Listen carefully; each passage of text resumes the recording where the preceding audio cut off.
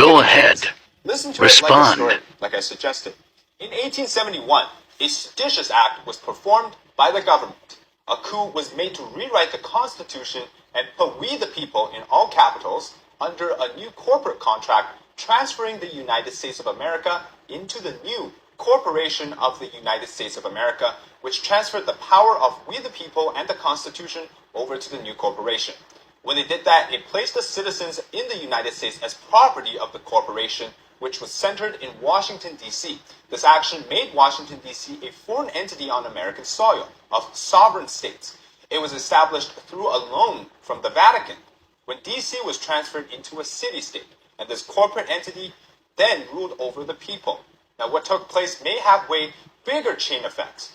When they did the broker deal to get the loan from the Vatican, they did so via the Bank of London. At the time, they transferred all the property in D.C. Columbia over to the corporate entity of D.C., a foreign corporation. Now, the City of London, that is the square mile within the Greater London area, is not technically part of the Greater London or even England, just as Vatican City is not part of Rome or Italy. Likewise, Washington, D.C. is not part of the United States in that sense. That is, it controls, but on paper, the world. As they know it, the District of Columbia represents the United States. That's the issue. These sovereign corporate entities have their own laws and their own identities, pretty much, and they also have their own flags. The government of the United States, Canada, and Britain are all subsidiaries of the Crown, as is the Federal Reserve in the U.S. Now, the ruling monarch in England is also the subordinate to the Crown.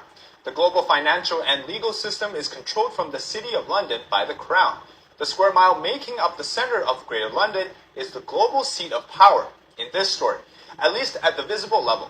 Now, the Residence Act of 1780 established the D.C. area as the federal government, and by February 1801, the D.C. Organic Act officially organized the areas around the Potomac River as the District of Columbia. Then Washington, D.C. was established as a city-state in 1871 with the passage of the Act of 1871.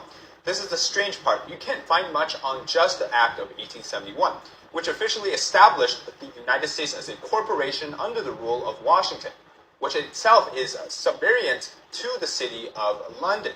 Now, on Wikipedia, it reads, the new government consisted of an appointed governor and 11-member council, a locally elected 22-member assembly, and a board of public works charged with modernizing the city.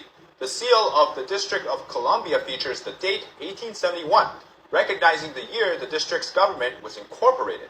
Now, if I understood this correctly, this is the exact timing that took place to subsequently allow the incorporation